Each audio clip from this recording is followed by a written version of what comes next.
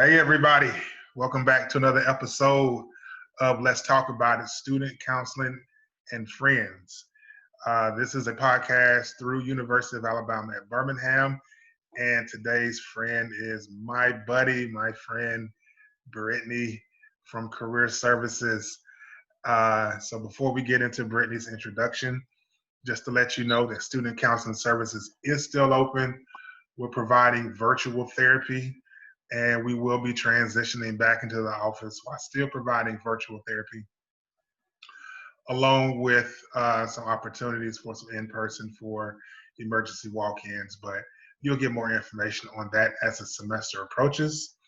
But most importantly is to know that we're still seeing people. So if you want to schedule an appointment or connect back with your therapist, you can call into the number 205-934-5816, or you can go through your patient portal to schedule your first appointment. All right. So, Brittany. Yes. Introduce yourself to the fine people that tune into the podcast. Hello, fine people.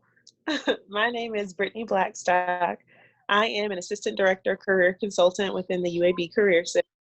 I have 4 different areas that I'm responsible for or have the pleasure to serve. That is the School of Nursing, School of Education, undeclared students A through M, and also your social sciences like psychology, criminal justice, etc., those types of majors. All right. Sounds like a mouthful. Yes. I think the more ways you have to describe your position, the level of importance goes up.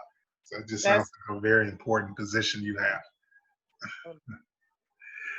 So you haven't long been in that role, and really not long before we had the transition off campus because of COVID. So what's that transition, I guess, going into, moving up in student affairs? What's that been like for you? Yeah, so it's really been amazing. I am thankful for the team that I work with and the opportunity to grow and develop professionally. Even though I've been out of school for a while, I still find myself in school, constantly learning and honing in on different crafts. But I've been in this position for about, September will be a year. So it has not been all. I have been roped into when I came on, the goals and objectives for this academic year were already established. So that means that I didn't have objective all to my own. At that point, they had already been, I guess, divvied up. But thankfully, our associate director, Adam Broderick, and our director, Brandon Wright, tried very hard to make sure that I had a place in being able to contribute to the team and that everyone kind of had an even distribution of what we needed to accomplish or objectives that we needed to work on. So I asked with creating this signature event, the first year frenzy or freshman frenzy. It kind of morphed into a lot of different things where it was just creating a program to engage with the freshman population. And it's funny because I was able to accomplish that, of course, with the help of my team, but able to accomplish that literally days before we were sent home. So that event, either March 10th or March 11th, and we were sent home on March 13th. So I know that it's going to look different in the future, but I'm thankful that I was able to bring a to the team that made me feel even more a part of something that was already established. Yeah. That's amazing. That's good work. And, it's something that, we definitely need on campus and engaging first-year students, especially from a career services standpoint, finding ways that people can, advance or at least, work towards their career goals, identify what they want to do career-wise, and find ways to make some money while they're in college and whatnot. Yeah. Yep. Now, you brought up a date. It said it was March 10th when we got sent home, or 13th? What day was that? It was March 13th. Wow. Now, it seems so long ago. I know. Yeah. And so take us through that journey. I know for me initially, I thought by now we'd be an end of times type, looting in the streets and like a horror movie by this point. The way it was presented and the way my anxiety responded to it. Yeah. I mean, it's been difficult not to take anything away from that for a lot of people. So, I mean, what's it been like for you? Because you're also a counseling student, and Yeah. so you definitely have a definite value for mental health. What's that journey been like for you from there to now? Yeah. So, um, I think it's really important to note to be sure to feel everything, feel all that, even the things that feel uncomfortable and also the things that feel really good. So being able to kind of be sent home on the 13th of March, it kind of was, you were thrown into this whirlwind of, well, what do we do? Do we still have jobs? Are we still going to be able to meet the demand of our students who are preparing to graduate? And now that looks completely different from what they were expecting. Mm-hmm. So initially, we had manpower behind, we need to keep the show running. We need to be available for the students who need us.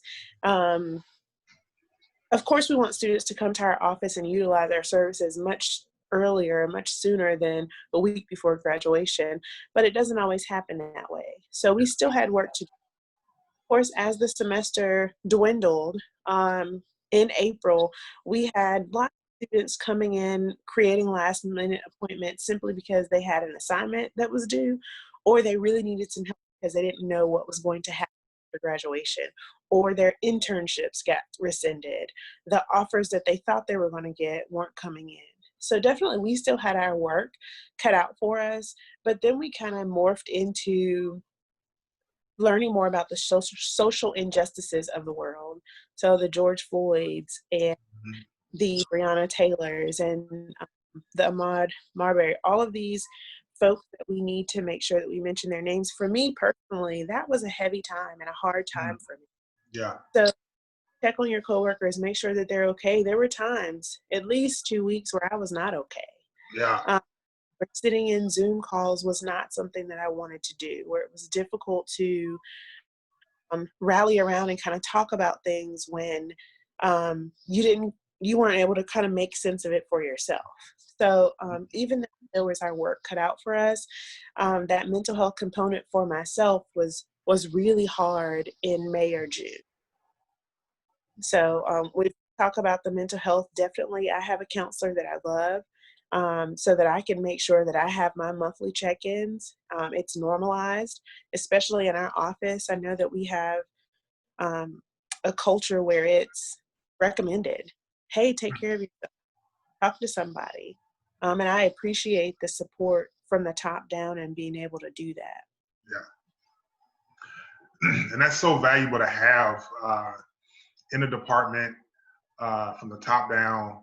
And that's something we see in student affairs in general, is that value for self-care.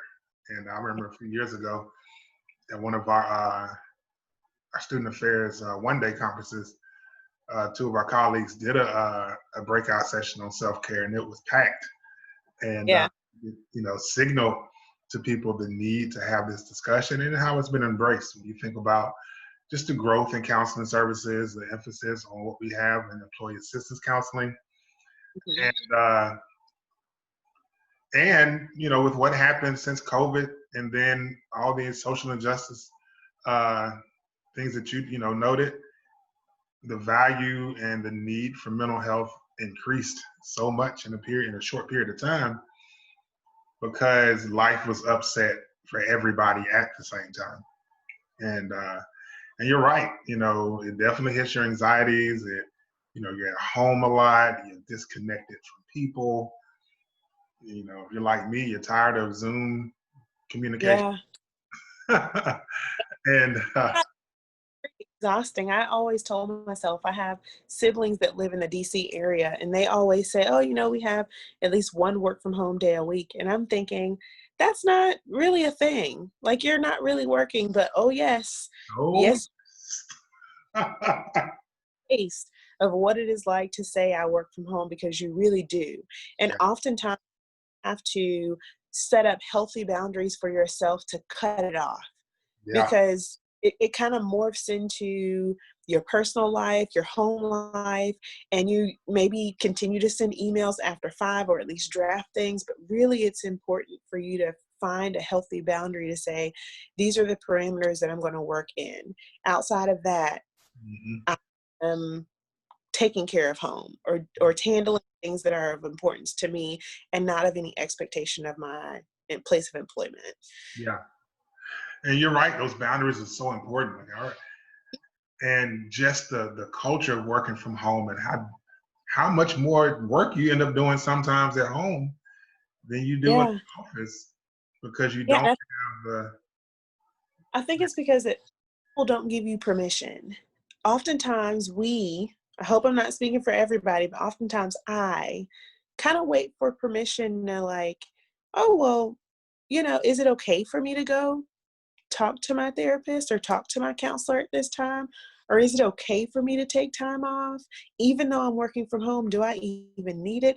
So these things, like being able to be an advocate for yourself, I've really had to learn even more so working from home than not. To Yeah. say, yes, these days, I'm going to take some time off where I'm not going to look at work emails, Yeah. or I'm going to take time off where I'm not going to attend this Zoom meeting, and everything will continue to go on. Yes. So being an advocate for yourself is a hard lesson. And even if you're not able to take off time, maybe it's deciding that you're going to go for a walk every morning, Mm-hmm. or set a goal. Like, for example, this month, it's a small goal, but it's a big goal for me.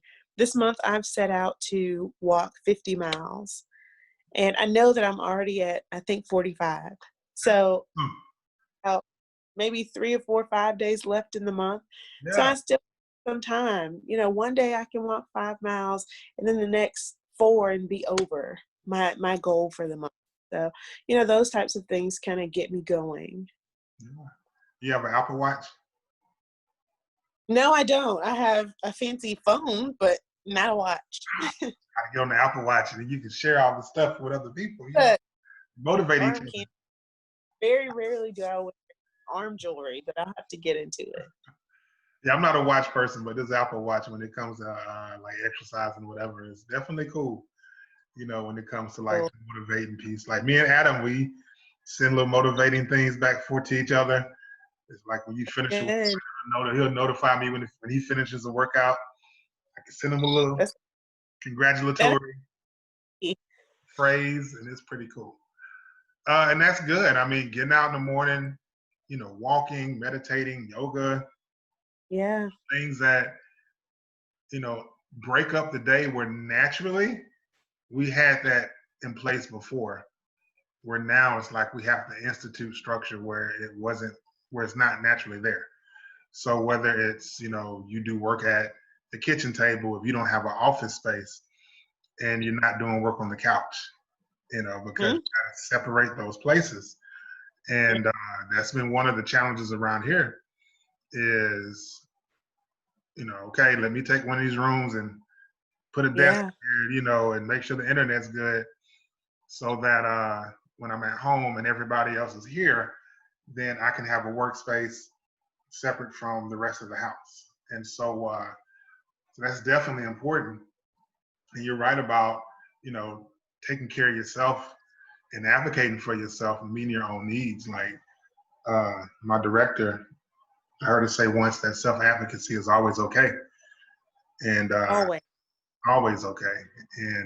And taking time off. I remember the first day I took off work since the pandemic hit. And I'm outside and I'm doing my morning, walk after my workout, and I'm just thinking like I never thought I would value an off day working from home like I do. And yeah, it's definitely it's a luxury. We need to take advantage of it. It's like in the office. Yeah. You don't accrue these days just to save them to roll over. I think you have to be watching them, but at the same time, I, like you, I almost appreciate an off day so much more now than I did previously. Because when I would schedule an off day previously, it would be to do something else, to go somewhere, to travel, to see somebody. Mhm. But now it's like really, truly taking care of myself, making sure that I am getting the fuel that I need to go on and continue this in Mhm. this season. There's so much heaviness in this season. Yes. And you know, and allowing yourself and giving yourself permission to do so is important. 'Cause I know for me, when we first, transitioned home, I felt the need, number one, being a counselor, to like, meet my students' needs Mhm. because I'm going through it, they're going through it, we're all experiencing it at the same time in real time. Mhm. And it was like, okay, I need to show that I'm doing something at home. So I got a job. Yeah. So I'm like working. And Angela's like, yo, step back. Don't check Yeah. your emails after 5. Don't do this. I mean, just institute that same structure that you had in office as much as possible, because just because we're working at home doesn't mean you got to overwork yourself. Because like you said, the misconception is that, oh, you work from home, you got it made. And it's like, Mhm. no, I'm just in here working. And home and work, I just collided. If you fail to put those boundaries up for yourself, they will become expectations of others. So Mhm. people will look for you to respond to emails immediately, even if it's after 5. Or people will look for you to do something that could potentially be unhealthy. I think that the norm that we were accustomed to was somewhat unhealthy. Yeah, I truly, truly think that. So I am appreciative of this season of pause, as I like to call it. I think that we all need it. And I understand that some people are hit harder or have succumbed to the of this disease. But I truly think that in most cases, this really was necessary. yeah, I get that. I had a conversation with a friend of mine, and it's that, we're seeing in life that, like you said, the way we were living there's a lot of unhealthy factors to it. And some of this time that you had before, now that I've gotten it back, you're not getting that back from me. Like, Right. some of these things have, now become non-negotiables. Is that if we're only caught up in the hustle and bustle of life, then we're going to miss out on a lot of life. And so that's, being connected to your loved ones, being intentional about the time you spend with people, and really being connected to the people when you're around them, and not being in the rush to get to the next thing, and enjoying just being in the presence of people. Uh, Yeah. I've had to sit in that. Now that you say that, I've had to really sit in, okay, don't rush. mhm, You don't have to stay up late, to watch the latest, greatest TV shows. You can still get to bed on time, mhm, but you just enjoy the chaos that's going on around you. I have a toddler running around. yeah, Um, my husband is also, like we're all quarantining in the same space. And sometimes it does get a little hectic, but I always have to kind of reframe my thoughts of, Brittany, this is what you prayed for. You asked for more quality time and this is what you're getting. mhm, So control the controllables. If I have a bad attitude, I can step outside and get some fresh air, or I can say, hey, I just need a moment.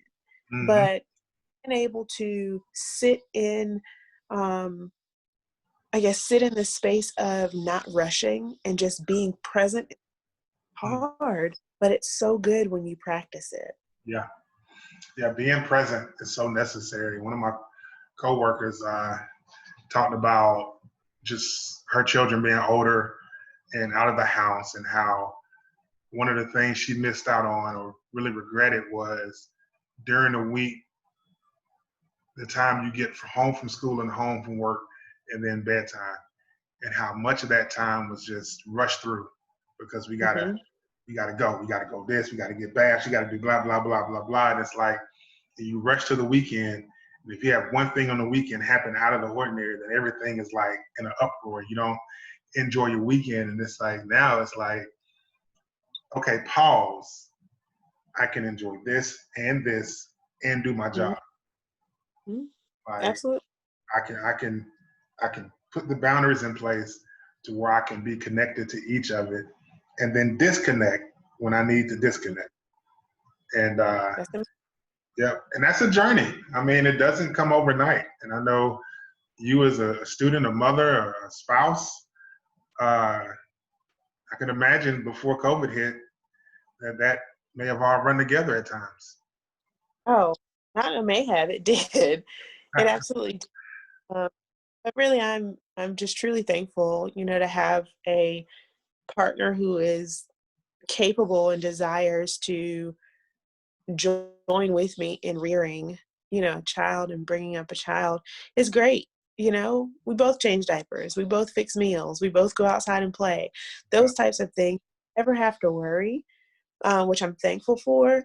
But really, just finding time to separate, like when I have a student hat on, or when I have an assistant director hat on, or when I have a mom hat, or when I have a wife hat. All of these different things matter. They're big roles, but I have to, there's a time and place. So I've got to cut it off at some point. yes. Um, And allow you- yourself grace when it doesn't go perfectly. oh, it doesn't. And I think that that's a good, like giving yourself space for, um, I guess, flexibility. Mm, We have this in our office to adapt and overcome. mm, And really, for our, excuse me, that's kind of our motto for the year in the Career Center, is pretty much to adapt and overcome. We learn how to change formats of programming where we were going to do this in person and now it has to be virtual. So mm. we're going to make the adaptation or adaptation, and then we're going to overcome. And it's okay. It may not be perfect, but we're going to overcome.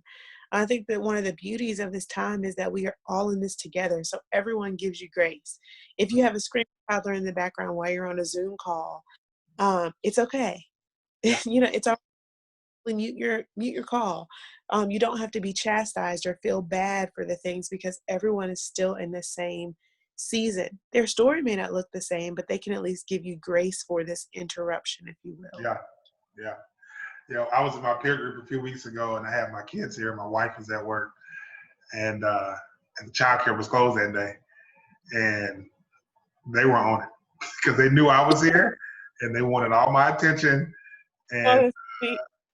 they wouldn't stay out the room. And before I knew it, they were arguing in the stairwell right outside my office, and I'm just like, and I get up to like get them together, and I didn't mute Mhm. my mic. I came back, they were just laughing at me. They was like, "Herb, we feel for you." It's just But like, the beauty of it, though, yeah. those important things in life. Hmm. Those truly are the important things in life. Now, granted, you may have some pressing things, but being able to stop and correct your child in the middle of the day is something that you wouldn't have had the privilege to do had you been on campus, Yeah. had your wife. So it really is like those are the snapshots of, man, these are the things that truly matter to me. And Hmm. I need to make sure that I'm investing time with them, in them, etc. Hmm. Yeah. And that's closer to how I grew up, thinking about, being around my grandparents and my mom and the work schedules they had and how much time we had around them versus like, my kids and how much less time they have around Yeah. us. And so definitely, at first it was like, this is so overwhelming. And the reframe and the pivot was grateful, gratitude. There's always room for gratitude. And it doesn't negate the difficulties that's taking place, but it doesn't mean there's not room for more. And having room for the gratitude and, like you said, to have the opportunity to have that interaction in the daytime, where before it's they're just at childcare, and I get this small window of a few hours at night, and that's it.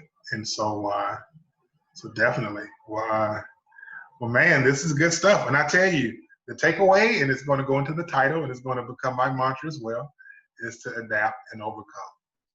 Nice. I love it. I love it because it's not shameful.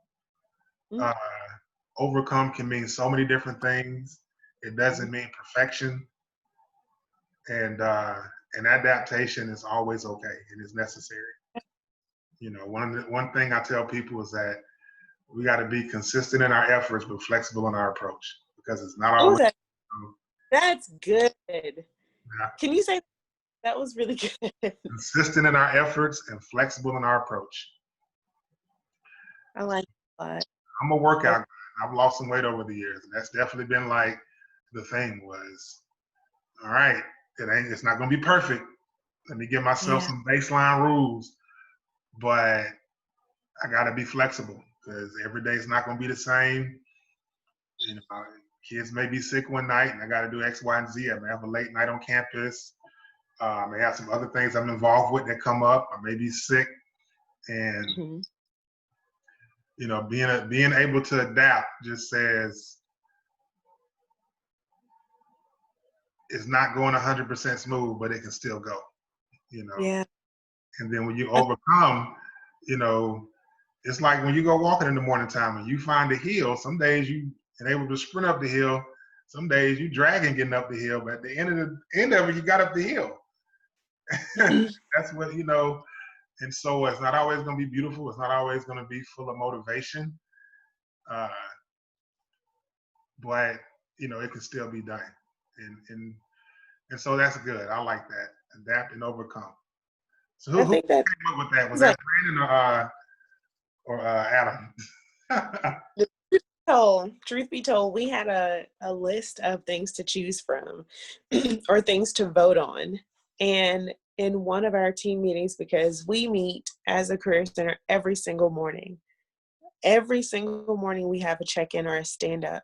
And Brandon asked, you know, hey, there's a list going around. You know, we have about a few topics that I want you to kind of think about what we want our motto to be. And I don't know if it's a mistake, but he said, I really like adapt and overcome, but I'll give y'all an opportunity to vote. So we voted, and essentially everyone voted on adapt and overcome. So he gave us the opportunity to select a few or to vote on a few that we liked, and adapt and overcome was the number one. Gotcha. And it's true for what we've been going through. I think that it's a gentle way of giving yourself and giving your team some grace. Yeah, that's good. Shout out to Brandon. All right. Yeah. Well, good deal. Well, this has been good, and this is genuine because you know the homie. Like it's going to be difficult being on campus and not just strolling over to the Hill Center and making my rounds like I normally do. I may still do it. They got to run me out the building, I guess. So I'll be in there with my mask on and 6 feet. I went to work last Wednesday, and I truly felt like every time I opened my office door, I was exposed, if you will. Yeah. I was exposed to the elements, and it was really uncomfortable. You know, you go through hand sanitizing constantly, and then at some point during the day, that's not good enough. So you've got to literally walk out to go wash your hands. And if you drink a lot of water like me, I was trying to be strategic on how often do I want to leave my office to go to the bathroom? Because the less times that I get out, that I won't be exposed. So it was just a lot to kind of have to think about and process. I was thankful because there were really not a lot of people in the building. So every time I was in the hallway, I was literally by myself. Access to the parking deck and to the building were smooth for us, or for me. I did not bring food that would cause me to use the communal refrigerator. I had my little cooler and ice pack and all of these different measures in place. As soon as I got home, beeline to the shower. Just all of these different things that you now have to think about can be somewhat stressful.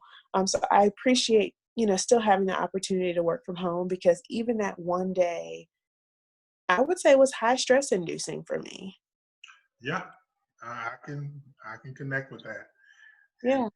And I think as we start navigating it more, I think comfort levels based on each individual, Mm-hmm. will increase. As for us, like you're just going to be around more people, Yeah. and then you wash your hands, you wear your mask, you take care of a lot. Yeah, you take care of a lot. You wear your hands, you wash your hands, sanitize, mask, don't touch your eyes. Yep. You can handle a lot. And so we'll catch up in person outside, at a distance at some point. Look, so happy that I know you. I'm very, very proud of the things that you've been able to accomplish. And I think that you only continue to output great products. You are one of the most selfless people that I know, and I appreciate the opportunity for you having me on your show. And I'm so thankful that I know you. Oh, get the little tear like Denzel and Glory.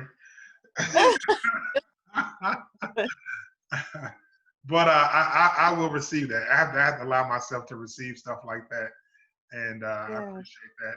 And let me tell you, me and Brittany, with you, we've had some conversations, and we've had at times a definite mentor-mentee vibe going. And one thing about you that I appreciate, and I've tried to pride myself in over the years, is that you listen. Oh, man. And for students who watch this, you just don't know the value of just listening. And I had somebody tell me that when I played sports years ago, and I was good, and I knew I was good, but I always had a comeback verbally because I was like, well, I know. And he was like, man, if you just learn to shut up and listen and not know it all, it'll take you places. And it has. Yeah. When you listen, people are more willing to pour into you and take the time out to share with you what they have. And when you don't listen, and you don't, you kind of, I know it all, then people will allow you to know it all and walk away. And yeah, and so, I definitely don't have it all, but what I have, I don't mind giving it away because it's not just for me. And so we've had conversations, and you listen, and there's so much value in that. Then you listen and you go do, and you challenge your own insecurities. You like stepping into that role. Yeah. You challenge that because we all have our own personality quirks that can, get in the way at times. And so, but, it's all about, learning and growing and tempering ourselves and like you say, adapting and overcoming. And so I appreciate you. And you're definitely like one of my stop-throughs when I was coming through the Hill Center. I'd make it once a week. I'd make my round on the third floor. And you were one of the ones, they knew me at the front desk. I'm like, hey, is Brittany here? Brittany here? And I'm like, yes. Yeah. And so, and that will resume at some point, definitely. Yeah. Right. Yes. So, we can do this quick, but I have my game. Okay. All right.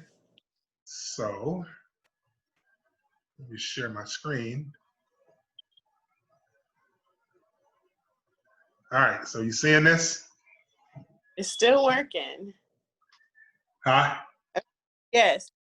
All right. So, one got to go. All right. The way we're going to do it is you're going to pick your first one is going to be off the list. All right? Yeah. And we'll work down to the one we're going to keep. Okay. So you go first. You pick one. You'll explain why you'll explain why you're keeping it. I'm sorry. We'll get down to the one we're going to get rid of. So you explain why you're keeping it, and then I'll explain why I'm keeping it, and then we'll go from there. All right? Okay. First one we're keeping. Yes. First one. Okay. All right. Let's keep Twix. All right. Why Twix? Yeah. All right, because caramel layer, and I really, really like caramel. Yeah. Yeah, I would say for me, the first one to stay is Reese's because peanut butter makes everything better. Like I eat peanut butter off the spoon, out the jar. Funny. Peanut butter makes everything better, especially when you get the Reese's that's been in the freezer or something like that. That's funny. Yeah, I am all about the Reese's. All right. What's next for you? That's staying a Kit Kat. Kit Kat. Why the Kit Kat?